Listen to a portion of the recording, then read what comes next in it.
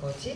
같은 걸 되게 생각해보고 싶다, 곱씹어보고 싶다 그런 생각 많이 했거든요. 그래서 오늘 그 얘기를 누구보다 잘 해주실 세 분을 모시고 여러분들과 함께 그 이야기 나눠보려고 합니다. 그래서 옆에 와 계시거든요. 제가 한 분씩 호명해 드릴 테니까 입장하시는 동안 큰 박수로 맞이해 주시면 감사하겠습니다. 이 영화 쓰고 연출해 주신 김태훈 감독님하고요. 주연 맡아주신 김영성 배우님 그리고 김준환 배우님까지 모시겠습니다. 큰 박수로 맞이해 주세요.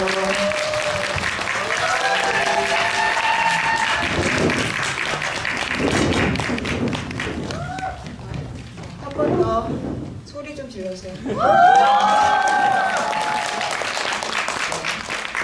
그럼 세 분 일요일에 여러분과 함께 하시는 소감, 인사말부터 한 분씩 여쭙고 시작하도록 하겠습니다. 네, 안녕하십니까. 저 픽슬립에서 기영 역할을 맡은 김영성입니다. 네, 안녕하세요. 저는 김영성 친구 배우 김준환입니다. 반갑습니다.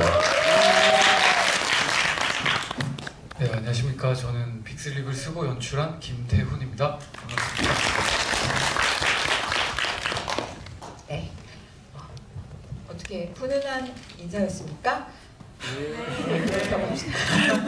네, 그러면 근데 일단 오늘은 김준환 배우님을 특별 손님으로 모신 자리니까 일단 김영성 배우님하고 인연으로 오셨다고 저도 들었거든요. 그래서 어떤 인연이신지, 그리고 오늘 이 자리에 오시기 위해서 영화를 두 번째로 오늘 또 보고 오셨대요. 그래서 영화 배우로서 또 어떻게 보셨는지부터 듣고 시작하도록 하겠습니다. 제가? 네네. 네. 영성 씨랑은 이제 예전에 그 단편 영화를 같이 찍은 적이 있어요. 그 언제죠, 그게? 몇 년 전입니까? 꽤 오래됐는데 2016년. 그러면 꽤 오래됐네요. 그때 같이 이제 영화를 찍고 그 미장센 단편 영화제에 갔었어요. 그래서 갔는데 그때 제 친구를 이제 초대를 했는데 저기 앉아 계신 어디요? 여기 분홍색 모자 쓰고 계신 안녕하십니까? 영성 씨 아내분이신데. 오, 네. 박수? 예. 제 친구였는데 보러 왔다가 영성 씨한테 반해가지고. 예. 그리고서 그렇게 알게 됐다가 또 한 2년 뒤에 오늘 알게 됐어요. 아무튼 변산 개봉할 때 또 영성 씨가 놀러 왔다가 다시 만난 거예요. 그때부터 이제 아내분께서 영성 씨한테 적극적인 대시를 구애를 펼치셔서 결국에는 실적으로 얘기해도 됩니까? 결국에는 결혼에 이르게 됐다는 그런 사연이 있습니다. 네. 박수 축하드리고요. 네. 축하의 박수. 그렇습니다. 그렇군요. 결혼식 때 어떻게 양복이라도 한 벌 받으셨습니까? 죄송합니다. 못 받았네요. 못 받으셨다고 합니다. 차차 받는 걸로. 그렇구나. 결혼식을 아직 안 해가지고 결혼식 하면 네.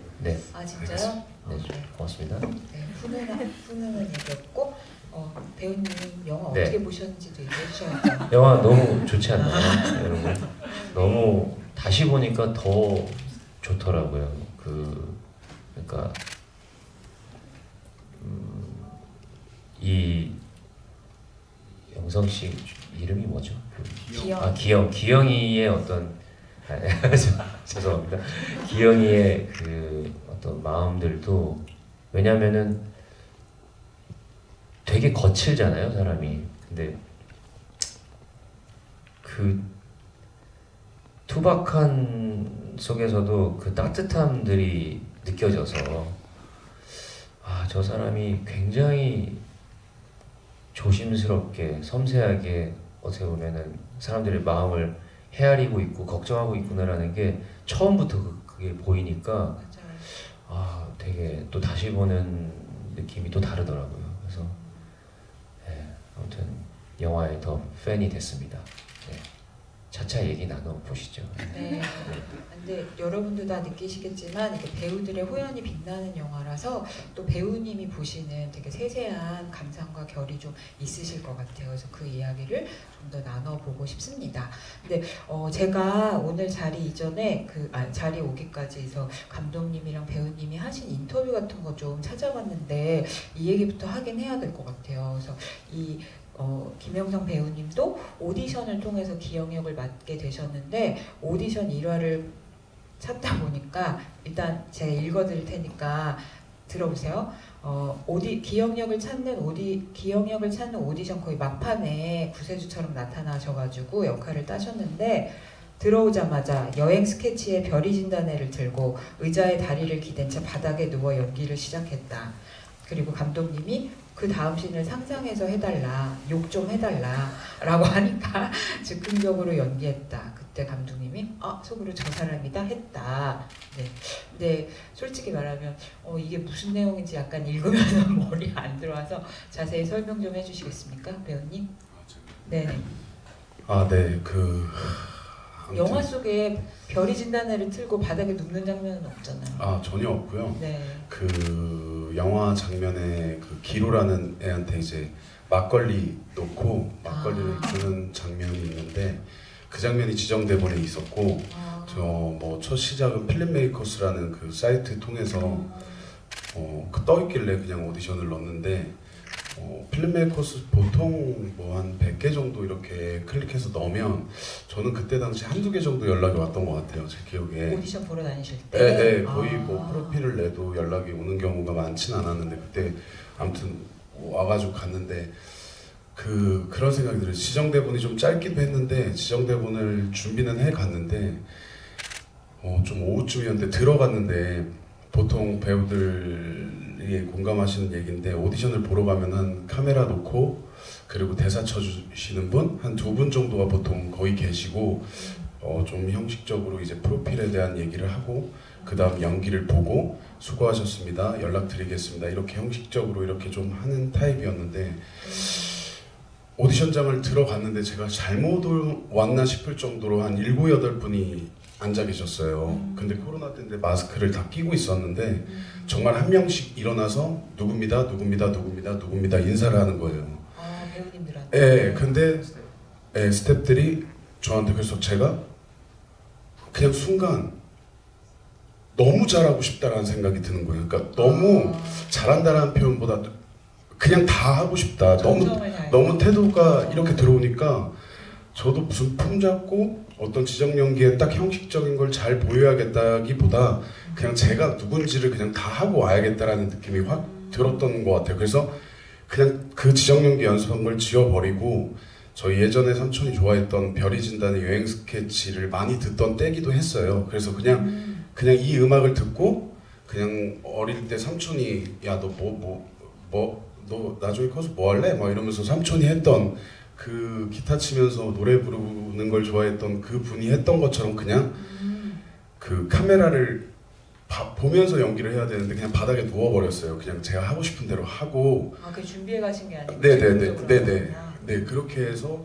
첫 만남이 시작됐습니다. 전날 뭐 숙취가 있어서 그런 거 아니에요? 전혀 그런 아니었습니다. 네. 배우님 인생의 삼촌이 어떤 분이시길래 삼촌에게? 제일 저랑 어린 시절에 많이 놀아줬던 분.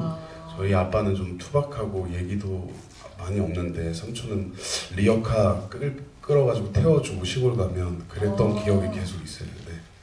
그래서 삼촌이 떠오르셨네요. 네네네.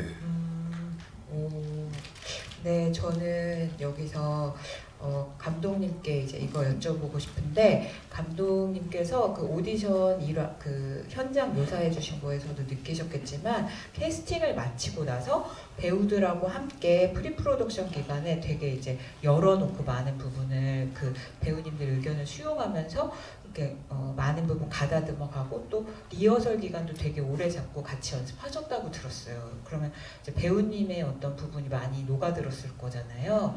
그래서 기영이 어떤 인물에서 배우님을 만나서 어떤 인물로 변해갔는지 얘기해 주시면 좋을 것 같아요. 오디션으로 다시 얘기를 드리자면 김영성 배우를 만나면서 그날 무슨 생각이 들었냐면 이 사람이라면 같이 이야기를 나눠서 기영이라는 캐릭터를 같이 만들 수 있겠다 이런 생각이 들어서 캐스팅을 하게 됐었고, 실제로 제가 단편 작업을 할 때 배우들과 현장에서 굉장히 많은 대화를 나누면서 캐릭터를 만들어 나가는 타입이에요. 근데 이제 저희 독립영화 제작 현장이 너무 짧은 기간에 시간이 쫓기니까 그래가지고 프리 프로덕션 단계에서 연습실을 잡아놓고 그 대화를 미리 나눈 거죠. 그래서 기영이라는 인물을 어떻게 우리가 같이 만들어 나갈까 해서 리허설도 해보고 대사도 계속 쳐보면서 저는 이제 김영성 배우가 자연스럽게 치는 그 대사들을 다 녹음하고 매일매일 그걸 정리를 해가지고 이 사람의 입에서 나온 것들, 그 표정들 이런 것들을 계속 정리를 해나가는 작업을 했어요. 그래서 원래 제가 생각했던 기영은 어쩌면 더 거칠고 냉정한 타입이었는데 김영성이라는 저 사람이 굉장히 따뜻해요. 실제로 다정하고. 그래서 그 두 가지의 모습이 이 빅슬립이라는 영화에 고스란히 담겼다고 저는 생각을 합니다. 근데 그러면 배우님도 자신의 그런 부분 이런 게 많이 녹아든 배역이니까 다른 역할보다도 되게 애착 같은 거 많이 느끼실 것 같은데, 어떻게 보면 사실 이 영화가 그 많은 인물 다 인물 모두에 대해 또 특히 기영에 대해서 어떤 가족 관계나 어떤 과거를 살아왔는지 같은 걸 단서로는 주지만 막 친절하게 이렇게 얘기해 주진 않잖아요. 그래서 엄마 아빠랑 어땠을까, 막 10대 때 어땠을까, 또 뭐 약간 상상을 하자면 야구를 했었나? 뭐 약간 이런 생각이 들기도 하고. 근데 그런 부분을 그 오랜 시간 동안 채워가면서 연기 준비하셨을 테니까 어떻게 생각하고 연기하셨나요? 일단은 뭐 프리덕션 기간에 감독님이랑 얘기한 게 단서가 되게 많았고, 근데 과거의 기영이가 어떻게 살았고 어떻게 했고 이렇게 디테일보다 그냥 저로 출발을 했었고, 그 다음에 감독님이 아버지에 대한 얘기를 많이 했어요. 그러니까 아버지, 저희 아버지도 감독님 아버지 얘기를 들어보니까 저희 아버지도 비슷한 부분이 굉장히 많고, 일단은 그냥 그런 생각 되게 많이 들었어요. 그냥 저희 아버지가 되게 무뚝뚝하고 저랑 잘 놀아주지도 않고 되게 거칠고 그런 아버지인데, 지금은 아버지를 왜 이렇게 안아주고 싶고, 아버지가 어릴 때 저를 키우려고 돈을 벌기 위해서 저랑 못 놀아주고 그랬던 세월, 그랬던 시간들이 다 이해가 가면서 그런 생각들을 많이 했던 것 같아요. 이 기영이라는 인물을 좀 서툴지만 저도 지금도 저희 아버지를 만나면 지금도 아버지 얘기를 하면서 되게 안아주고 싶고, 그렇지만 만나면 사실 그렇게 못하거든요. 말도 몇 마디 못하고. 그러니까 그런 어떤 그런 감정을 가지고 기영이를 많이 준비했던 것 같아요. 그런 생각을 가지고. 네, 그렇습니다. 그러니까 우리가 이른바 되게 한국적으로 떠올리는 아버지상 같은 것들을 감독님과 배우님 차원에서도 되게 많이 투영을 해서 만드신 인물인 거네요. 네. 근데 저는 아까 말씀드린 것처럼 김준환 배우님한테 이거 여쭤보고 싶은데, 저는 사실 뭐 연기 한 번도 해본 적 없고 연기의 연자도 모르지만 영화 보면서 배우라면 왠지 이 영화의 인물들 되게 연기해보고 싶었을 것 같다, 보면서 그런 생각할 것 같다. 특히나 이제 기영이는 더 그렇게 느낄 것 같다는 생각을 많이 하게 되더라고요. 배우님 어떠셨어요? 그런 때도 있고 한데, 이 기영이라는 인물은 영성 씨 아니면은 힘들지 않을까 진짜요? 싶을 정도로 이게 상상이 잘, 제가 안 될 것 같은데요. 진짜요? 네, 너무, 그러니까 뭐냐면 사실 제가 뭐 영성 씨의 평소 모습을 봐도 그렇고 제가 상상하는 영성 씨의 그 모습이 많이 투영이 된 것 같아요. 그래 느끼세요? 근데 이제 실제 모습보다는 훨씬 더 좀 거친 느낌으로 담겨 있긴 하지만, 굉장히 이 사람이 갖고 있는 어떤 사람에 대한 어떤 그런 따뜻한 시선이랄까, 예.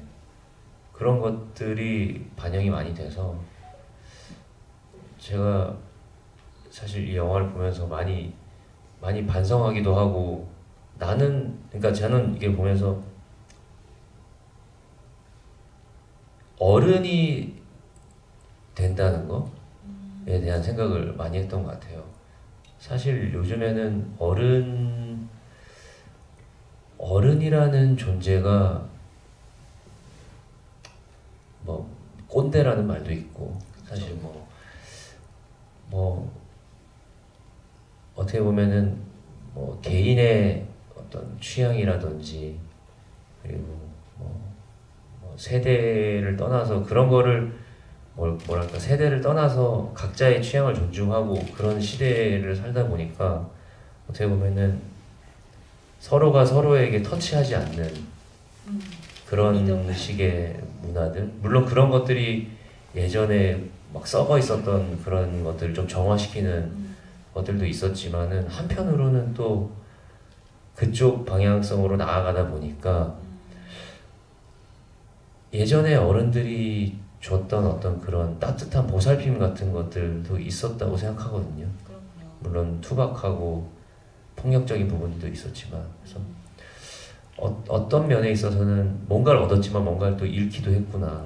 근데 이제 그런 어떤 따뜻한, 내가 예전에 어렸을 때 겪었던 따뜻한 어른의 모습을 좀 보게 되는 것 같은, 그래서 그런 것들이 좀 그립기도 하고, 그러니까 요즘 시대가 얻은 것들과 예전 시대에 또 좋았던 것들이 좀 잘 조화롭게 그렇게 뭔가 섞였으면 좋겠다, 이런 생각도 하게 됐고요.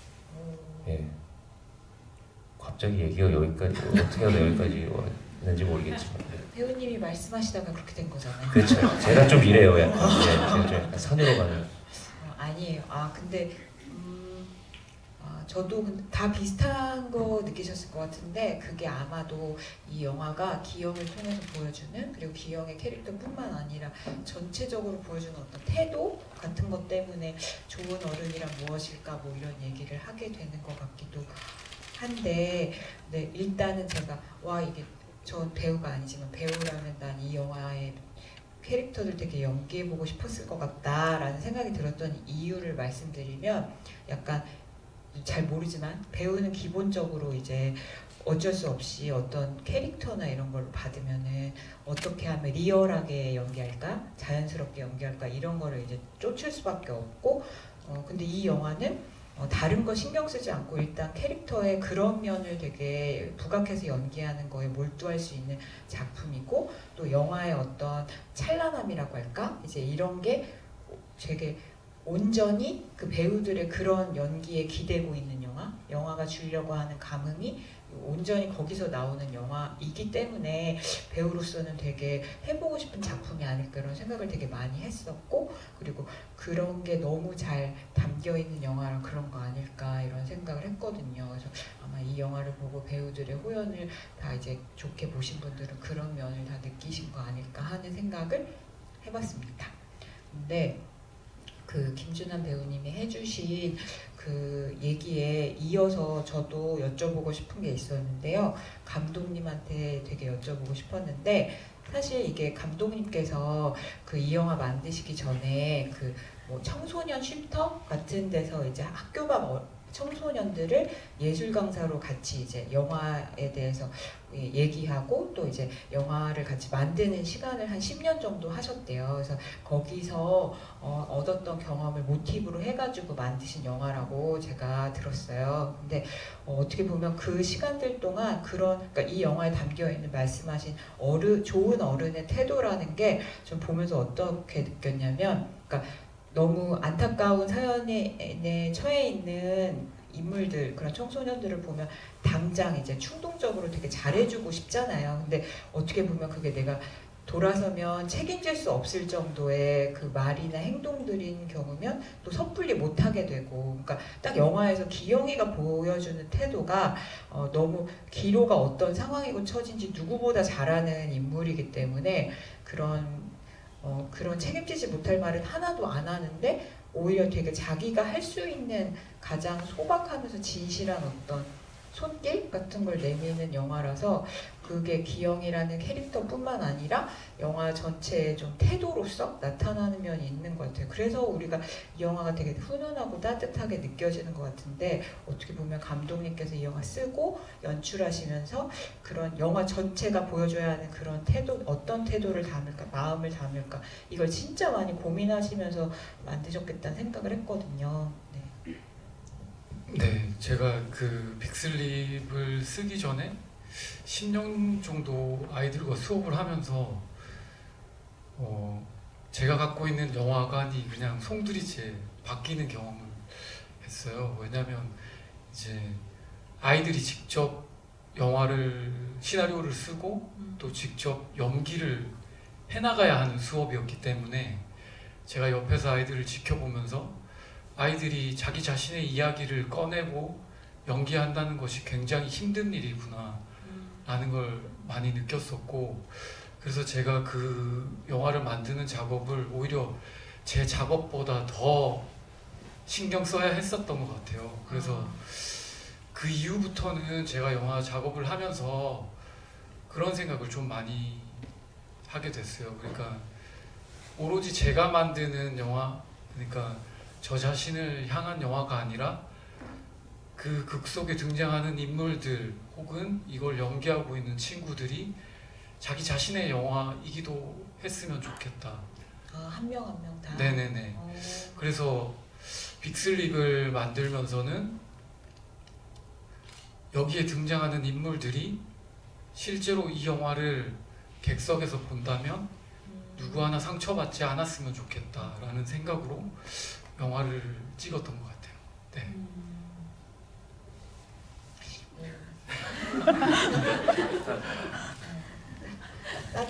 너무 따뜻한 거. 그렇지 않지만 노력을 했다고, 저는 기영처럼 저도 노력을 했다고 생각합니다. 그게 느껴지는 것 같아요. 그래서 말씀하신 대로 꼰대도 아닌데 그렇다고 너무 네 일은 네 일이라고 하지 않는 어른의 태도 같은 게 느껴지는 영화인 것 같아요. 근데 저는 이제 비슷한 맥락에서 인상적이었던 장면 중에 하나가 뭐냐면, 어떻게 보면 이제 기영은 자기 얘기를 잘 안 하는 스타일이고 이제 그런 마음을 막 이렇게 토로하지 않는 스타일인데, 약간 저 순간 도대체 기영이 무슨 말을 할까 좀 이렇게 기대하면서 보게 되는 장면 중에 하나가, 기영이 어떻게 보면 영화에서 가장 흥분한 장면, 그러니까 기로 찾으러 가가지고 그 무리들 앞에서 약간 흥분하게 되고, 그러면은 어떻게 보면 이제 자기도 비슷한 시간을 보냈던 사람이라고 할 수 있으니까 거기서 과연 무슨 얘기를 할까? 근데 약간 여느 영화 같으면 그럴 때 그 전까지 말이 없던 사람이라고 해도 이른바 이제 그 사람 입을 통해서 영화의 주제라고 할 만한 것들을 막 이렇게 늘어놓잖아요. 그래서 저때 도대체 기영이 뭐라고 할까? 그랬는데 보니까 제가 욕이 좀 많이 섞여 있어서 지금 할 수는 없는데 네. 야, 남들 눈에 너는 그냥 쓰레기야 이렇게 얘기하는 걸로 끝나잖아요. 그래서 저는 그 장면에서 했거든요. 한마디 더 하죠. 뭐라고 하죠? 정신 차리라. 인상적으로 인상적이었습니다. 네네. 그래서 배우님께서 그 장면 또 질문하는 거니까 긴장하셔가지고 표정이 싹 변하신. 근데 그 순간도 되게 중요한 장면이고, 그리고 리허설 때도 되게 여러 번 하셨을 것 같고, 그때 사실 기로가 기영이 어떤 감정인지, 또 그 친구들한테 무슨 말을 해주고 싶은지 같은 거 고민 많이 하셨을 것 같아가지고. 네, 그 연습실에서 연습할 때도 정말 그 오연 역할로 나오는 현우석 배우랑 뭐 멱살도 잡고 대본도 던지면서 막 되게 치열하게 연습했었는데, 현장 도착 2시간 전에 리허설 하러 그 현장을 갔는데, 그때까지도 이 장면은 감독님도 숙제처럼 남아있는 장면이었고, 대사가 정확하게 뭐 욕이 정확하게 써져 있는 뭐 단락단락마다 뭐 어떤 얘기들은 써 있는데, 이거를 어떻게 그냥 얘기를 해야 될까, 그거를 계속 고민하면서 했던 것 같아요. 그래서 저는 이 영화 중에 거기를 제일 테이크를 많이 갔다라고 생각하거든요.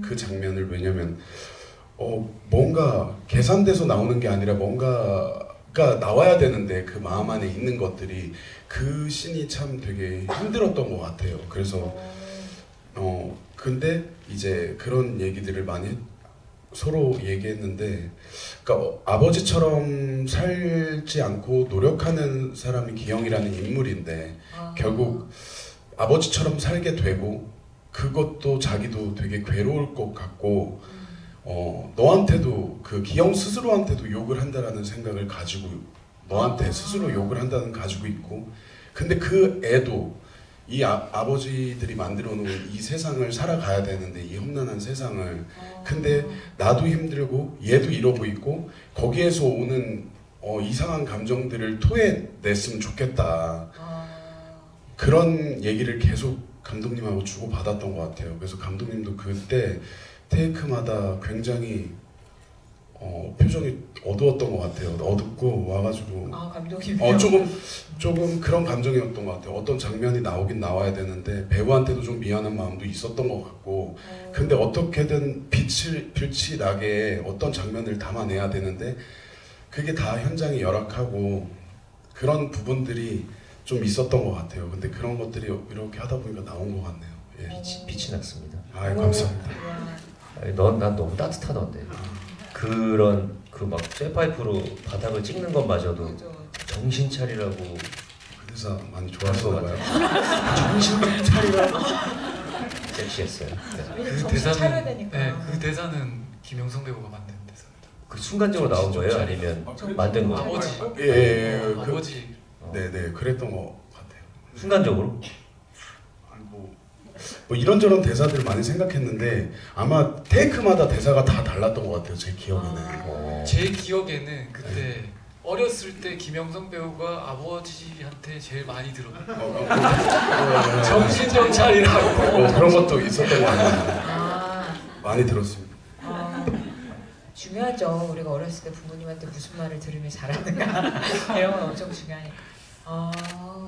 근데 감독님도 그게 약간 미완의 숙제처럼 남아 있었는데 지금은 이거 다 맞아요? 테이크 제일 많이 간 씬이다. 감독님 네, 표정 맞습니다. 어두웠다 막 이런 거. 맞고 다 맞고요. 그 부분과 그러니까 기로가 경찰서에서 소리치는 그 두 부분은 일부러 완벽하게 만들질 않았어요. 왜냐면 그냥 느껴져야 되는 것들이 있다고 저는 생각이 들어가지고 제가 완전한 무엇인가를 규정 짓고 촬영을 하게 되면 거기서 인간적인 무엇인가가 나오지 않을 것만 같아가지고 그러니까 배우들한테 숙제를 계속 줬던 거죠. 그게 또 미안하기도 하고 현장에서 이제 제가 어떻게 보면은 오케이를 잘 못 내게 되더라고요. 환경적으로도 그렇고 그러니까 이제 그 상황이 제가 좀 잘못 끌고 가는 건가? 라는 생각도 좀 많이 들었고 감독으로서 그런 마음이 들었구나. 제가 이제 오케이만 하면 모두가 다 실수있는데 제가 오케이를 하지 않으니까 모두가 다 감정적으로도 힘들게 되고 그러니까 그 선상에서 굉장히 저도 고민을 했던 장면들인 것 같아요. 김준환 배우님은 저는 이제 영화 보고 나서 이 영화가 시간이 지나감에 따라서 어떤 장면이나 이미지 같은 걸로 남는 영화다 이런 생각도 많이 들더라고요. 그래서 다 다르실 텐데 배우님은 이 영화가 어떤 이미지 아니면 어떤 장면 이런 걸로 많이 남으세요? 근데 인상 깊은 장면이 되게 많은 것 같아요. 근데 되게 귀여운 장면이 떠오르는데 그 화분에 물 주는 장면 있잖아요. 이렇게 화분에 물 주는 거 가르쳐 주는 거기서 이제 그 대사가 뭐였지? 잠시만요. 써왔습니다. 제가. 우와. 이거를 너무 좋아서 생명력을 주라고. 생명력. 네. 근데 넘치지 않게. 연습해. 이게 너무 그게 이 영화의 어떤 저한테 딱 던져주는 메시지였어요. 그러니까 생명력을 주되 넘치지 않게 그리고 연습하라고. 그게 어떤 그게 사실 힘든 일이잖아요. 그게 어른이 된다라는 게 그런 것 같다라는 거죠. 뭔가 그게 진짜 해주고 싶은 말일 수도 있겠다. 예. 근데 그게 아무렇지도 않게 그냥 화분을 빗대서 그냥 툭 지나가는 장면처럼 담겨 있지만은 그게 어떤 이 영화의 또 메시지일 수도 있겠다라는 생각도 들고 너무 좋았어요. 귀여워서 또 장면이. 저는 기영이가 그 촌스러운 줄무늬 상에 입고 나올 때 너무 귀여운 거예요. 와 진짜 새 옷을 안 사는 사람인 것 같다. 막 이런 생각 많이 들고. 배우님 영화 보면서 적으신 것도 얘기해 주세요. 뭐 적으셨는지. 제가 말이 많아서 너무 많이 적어왔어요. 많이 적으신 것 같아서. 우와. 아 진짜 좋은 장면이 많더라고요. 네, 배우님이 보는 좋은 장면 뭔지 보고 싶어서. 근데 여러분들도 궁금하신 게 많으신. 이거 듣고. 예 알겠습니다.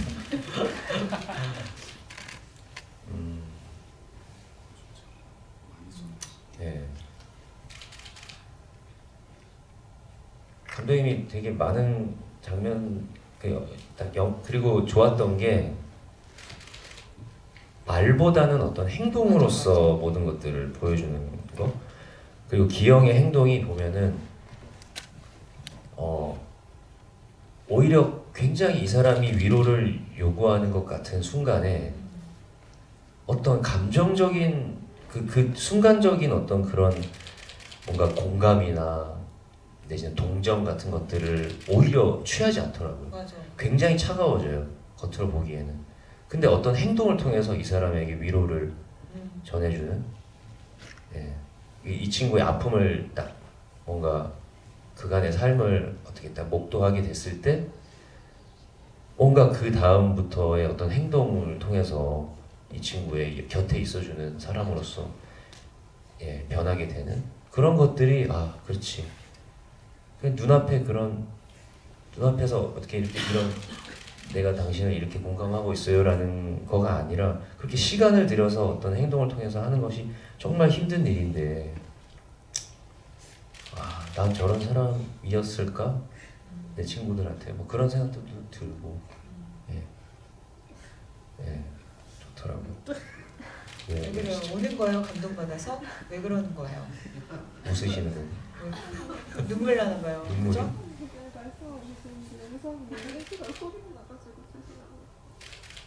말씀하고 계시는데 영상에 링크가 소리가 나서 그렇다고 하시는데요. 네, 뭐 어쨌든. 근데 영화 보면서 메모를 많이 하시는 스타일이신가 보다. 네, 뭐 같이 얘기 나누고 싶은 게 많아가지고. 하나만 더 얘기해 달라고 하면 안 됩니까? 하나만 더요? 네.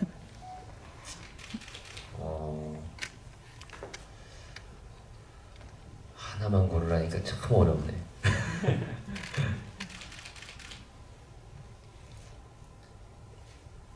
일단 말씀 듣고 생각나면 말씀드리겠습니다. 알겠습니다. 네네. 고르실 네. 동안 그러면 영화 어떻게 보셨는지 또 질문하고 싶으신 분 있으면 손 들어주시면 마이크 드릴게요. 네. 일단 두 번째 줄에 파란 점퍼 입으신 분이 먼저 손 드셨으니까 선착순으로 세 분의 친필 사인 담긴 포스터 5분께 드리도록 하겠습니다.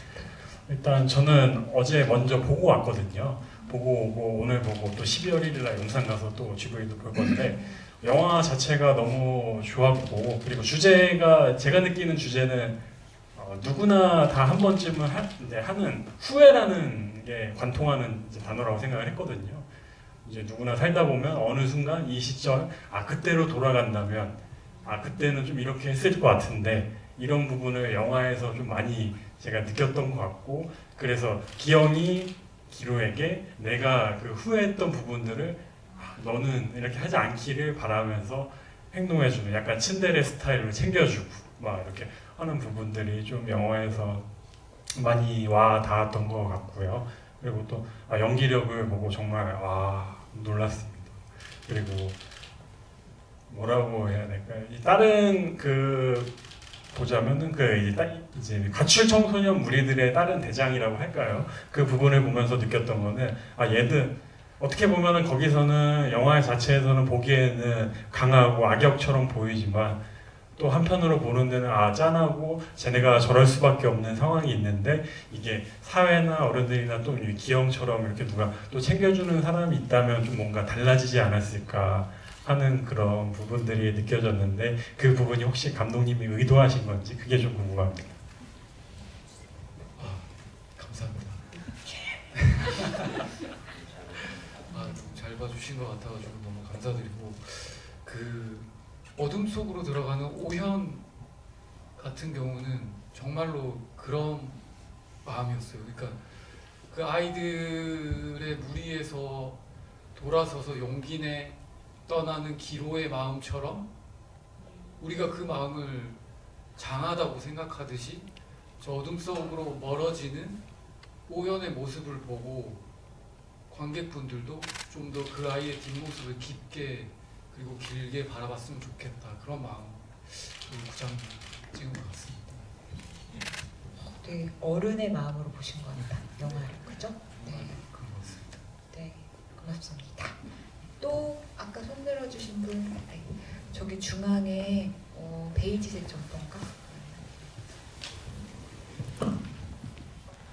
네, 기영이가 기로에게 마음을 주고 비슷한 처지에 있는 이제 다른 아이들에게는 비슷한 처지였을 텐데 마음을 주지 않은 이유는 현실적인 이유였을까요? 아니면 그냥 기로에게만 마음이 가서 그런 걸까요?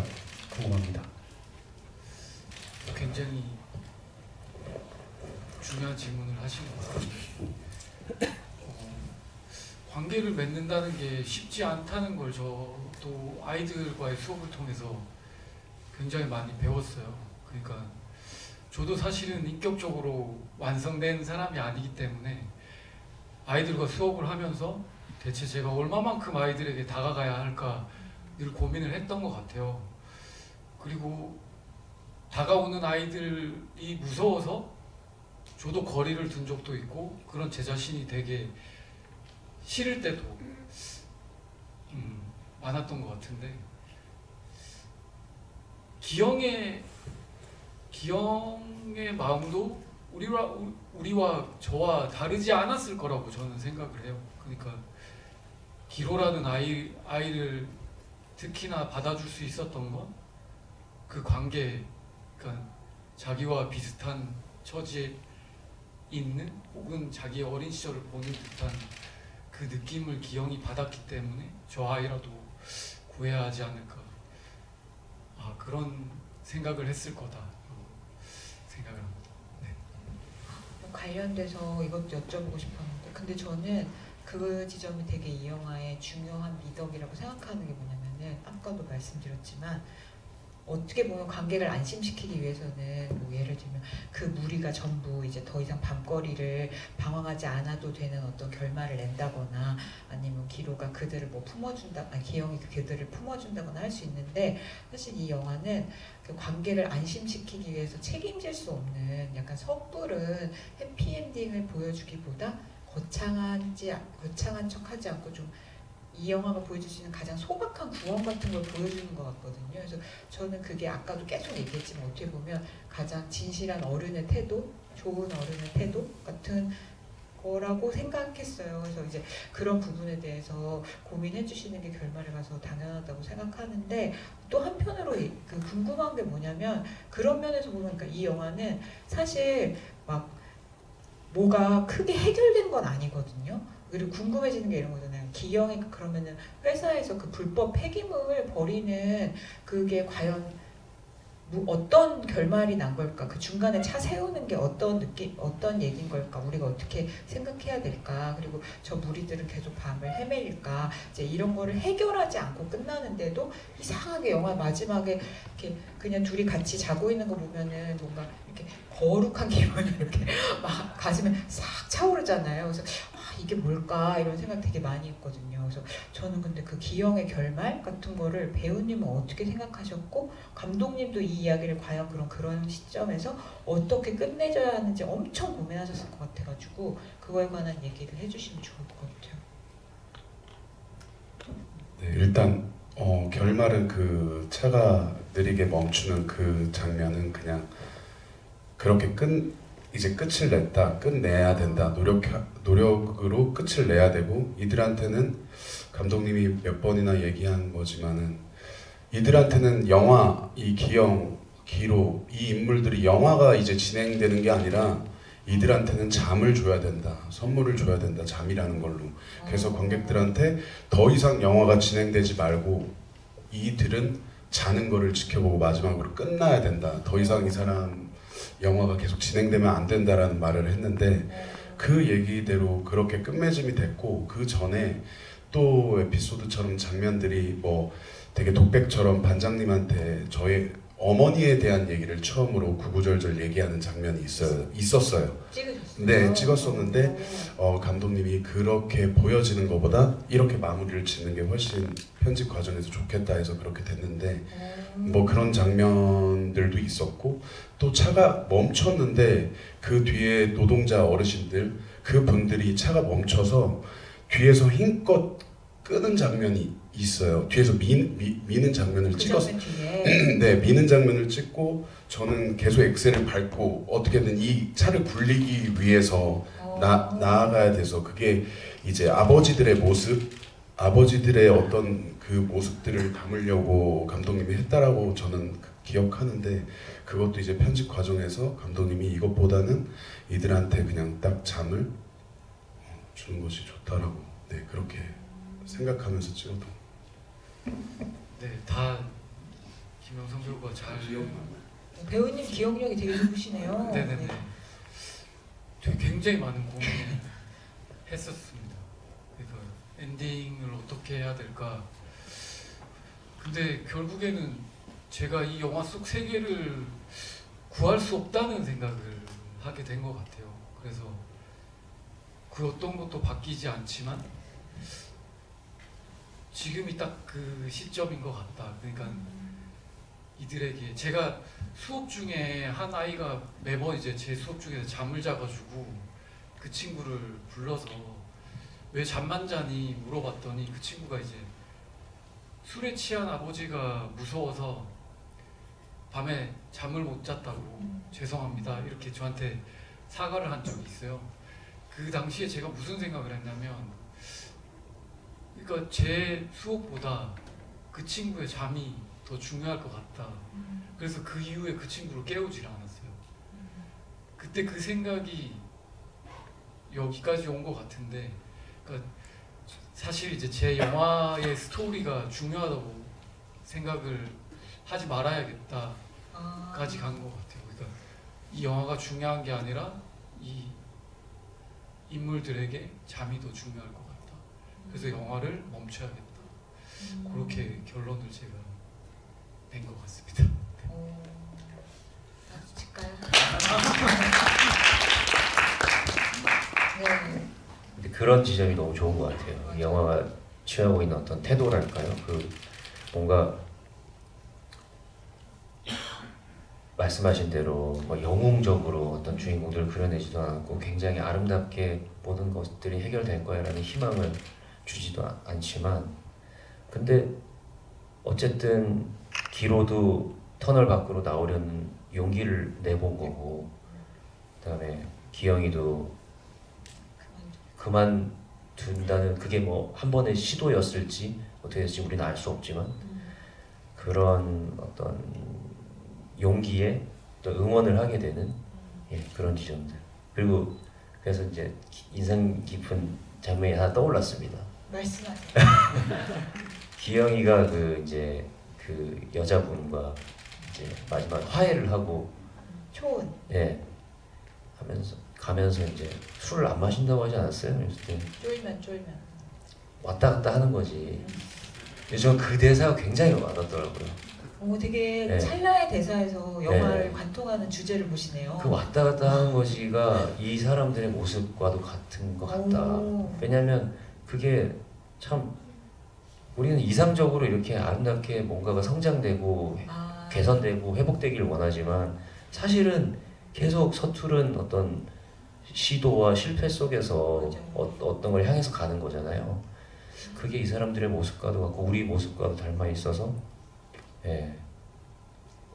오히려 그래서 너무 좋았던 것 같아요.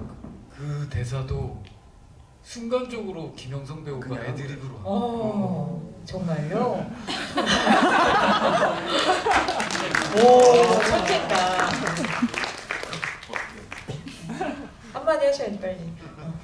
네, 왔다 갔다 하는 것 같습니다. 혹시 어렸을 때 아버님께서 네. 인생은 왔다 갔다 하는 거다 이런 말씀 많이 하셨습니까? 뭐 그런 건 아니고 네, 감독님이 항상 이 촬영할 때 인간에 대한 인간 사람에 대한 거가 모순이 많다라고 얘기를 많이 했는데 그런 생각으로 계속 뭐 작업해서 그런 건지 모르겠는데 그냥 술이라는 거, 담배라는 거 끊었다가 뭐 그런 생각이 많이 했던 거예요. 왜 너 다시 펴?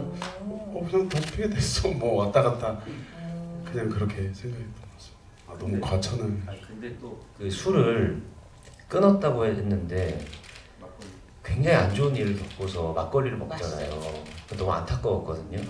근데 다시 어떤 아름다움을 얻는 순간에 다시 술을 찾는 게 너무 다행이다는 생각이 들었어요. 그 술이 2번 딱 나오는데 좋았습니다. 애주가신가요? 네. 근데 왔다 갔다 하는 거지 어떤 인생의 모순을 드러내는 어떤 대사랑이. 네. 네. 또 얘기해 주실 분? 네. 여기 일단 3번째 줄 드리고 앞으로 오겠습니다. 네, 영화 잘 봤고요.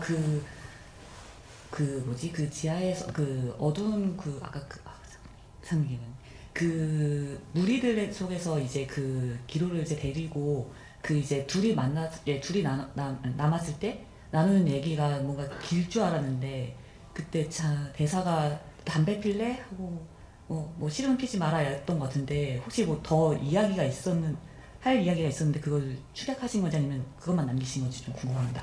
네. 감사합니다. 질문 감사합니다. 원래는 10줄이 넘는 대사가 있었어요. 기영이한테? 네, 기영과 기로의 대사 주고받고 거기서 이제 그동안에 있었던 속마음들을 꺼내고 이런 대사가 있었는데 현장에서 이제 계속 배우들과 대화를 하면서 줄이다가 결국 2줄만 남게 된 거예요. 담배만 남은 거예요? 근데 그게 이제 제 생각에는 기영이 아마 굉장히 힘든 삶을 살고 있을 텐데 유일한 위로가 담배였을 테고 그래서 기로에게 말도 안 되는 상황이지만 기로에게 해줄 수 있는 가장 기영으로서는 위로가 그거였을 수도 있겠다는 생각이 들더라고요. 근데 이제 기로는 그거를 안 피우겠다고 하잖아요. 그것조차도 저는 너무 기로도 너무 멋진 친구. 기로다운. 그렇고 그 다음 대사에서 그래 피우지 마라라고 하는 기영의 그 대사도 굉장히 어른스럽다는 생각이 들어서 딱 그 2줄만 남게 된 겁니다. 네. 하실 말씀 있으세요? 근데 여기 김준환 배우님 말씀처럼 약간 이 영화의 대사가 되게 설명적이지 않은데 그런 게 느껴지는 마음이 느껴지는 그런 면이 많으네요. 네. 좋은 질문해 주셔서 감사합니다. 네, 아까 질문하고 싶으시다. 네, 일단 그 베이지색 코트 입으신 분께 드리고 옆으로 가겠습니다. 아까 말씀하신 그 영상이 삽입이 돼서 좀 무례했던 것 같아서 사과드리고 싶고요. 사실 저는 이제 기영이가 기로한테 말을 하면서 화분을 가르쳐주잖아요. 근데 나중에는 그 화분을 버리는 걸 보면서 어쩌면 기영이한테는 그게 어머니의 유품이었지만 시어머니랑 아버지하고 새로운 출발을 하면서 약간 좀 버렸다고 생각을 했고요.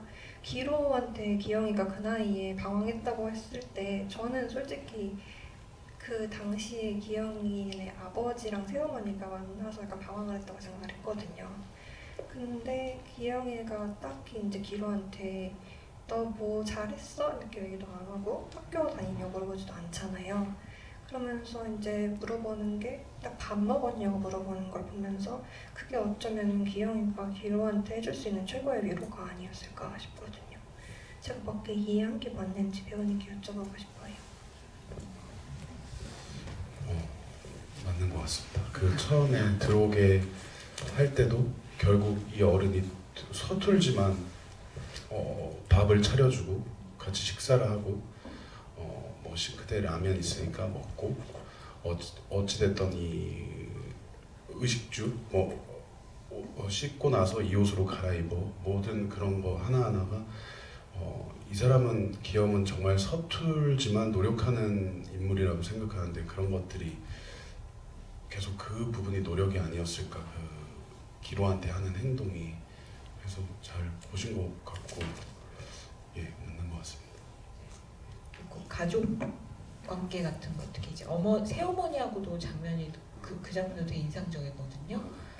그 관계도 앞으로 약간 새로운 출발, 개선 같은 게 좀 바랄 수 있을까요? 네. 저는 분명히 영화가 끝나고 새어머니한테 똑같이 대하진 않았을 것 같고, 뭐 서툴지만 그래도 뭐 나쁘게 안 좋은 모습을 보려고 하지 않고 좀 그랬을 거라고 생각하고, 그리고 이제 화분 아까 버리는 거 갑자기 생각나서 그랬는데, 이것도 감독님 대신 제가 얘기하는 건데, 그러니까 이 세계 이 빅슬립이라는 거를 다 보여줄 때 어떤 다큐가 아니기 때문에 다 설명적으로 이렇게 보여줄 수 없고 라이브하게 보여줄 수 없다라고 생각했는데, 이 화분을 어머니라고 감독님은 생각했고, 그 폐유 기름 버리는 거를 아버지들이 만든 이 세상, 그러니까 이 폐유가 나중에 대자연을 망치고, 근데 반대로 따뜻한 어머니를 그린 게 화분이라는 건데,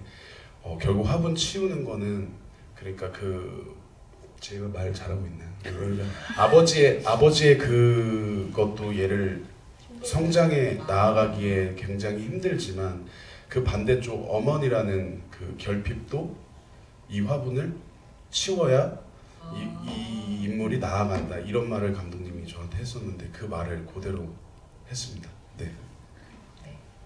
맞죠? 네. 네, 정확합니다. 그렇다고 합니다. 네. 그러면 아까 질문하고 싶다고 하셨습니까?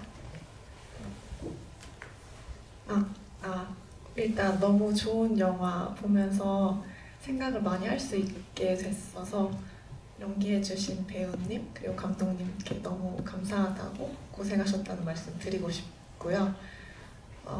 저는 가장 마음에 이상하게 남는 장면이 라면을 먹고 있는 기로한테 이제 머리를 이제 바가지 머리가 촌스럽게 뭐냐고 하면서 이렇게 헝클어뜨리면서 지랄이다라고 하고 먼저 가시고, 그리고 기로가 이렇게 고개 숙이고 미소를 짓는 그 장면이 저는 굉장히 너무 처음으로 뭔가 그렇게 조금 따뜻하게 마음이 이렇게 딱 닿는 느낌이어서 너무 좋게 마음에 남아있는 것 같아요.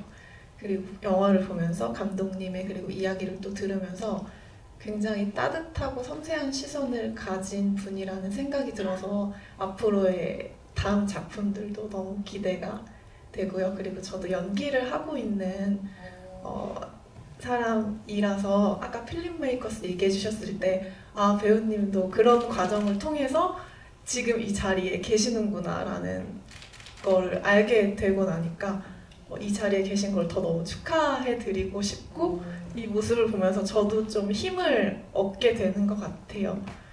그리고 이건 영화에 대한 질문은 아까 말씀을 너무 잘 다 해주셔서 개인적으로 세 분께서 가장 좋아하시는 한국 영화가 어떤 작품인지 궁금하고 그 작품을 골라주신 이유가 알고 싶습니다.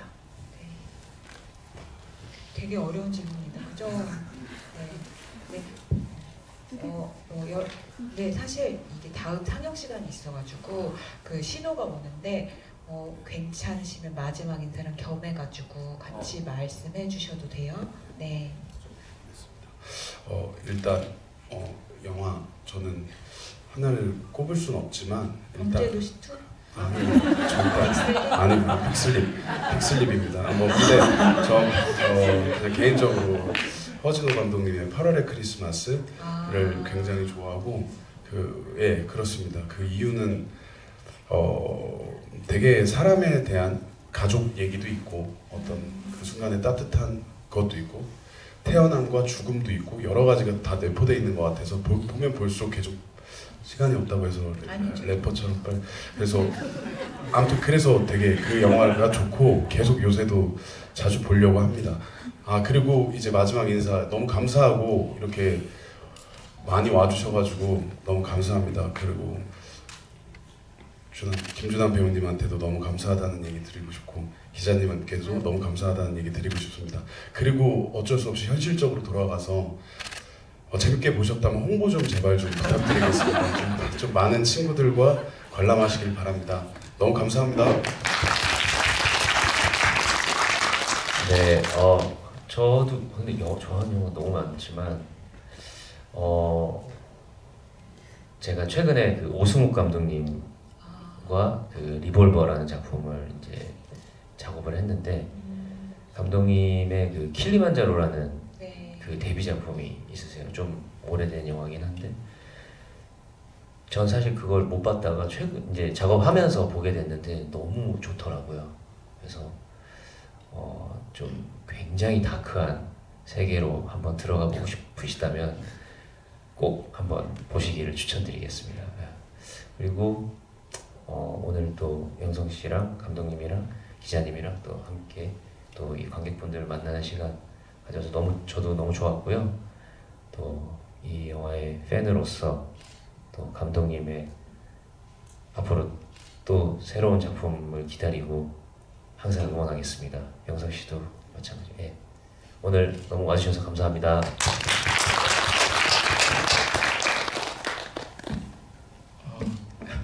진짜 좋아하는 영화가 너무 많아가지고 뭘 해야 되나 고민하다가 이제 이창동 감독님의 밀양을 꼽고 싶은데 네, 일단 배우의 호연이 너무 인상적이었던 영화고 인간에 대한 깊이를 느낄 수 있는 그런 영화라고 저는 생각이 들어서 네, 다들 보셨겠지만 추천드리겠습니다.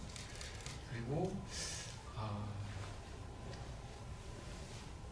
네, 개봉하고 나서 매번 관객을 만날 때마다 긴장이 되게 많이 돼요.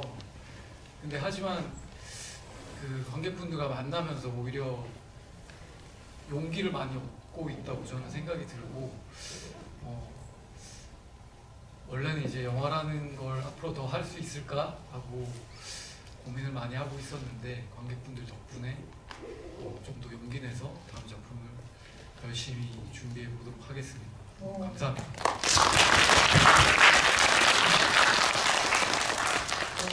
저도 그랬는데 아마 오늘 와 계신 여러분들도 이 영화를 이 겨울이 가장 추울 때 가장 따뜻한 마음난로처럼 계속 기억하시지 않을까 그런 생각을 해봅니다. 끝까지 함께 해주셔서 감사하고요. 일어나서 다 같이 인사 한 다음에 만나요. 제가 하나 둘 셋 할게요. 하나 둘 셋. 감사합니다. 영화 홍보 많이 해주세요.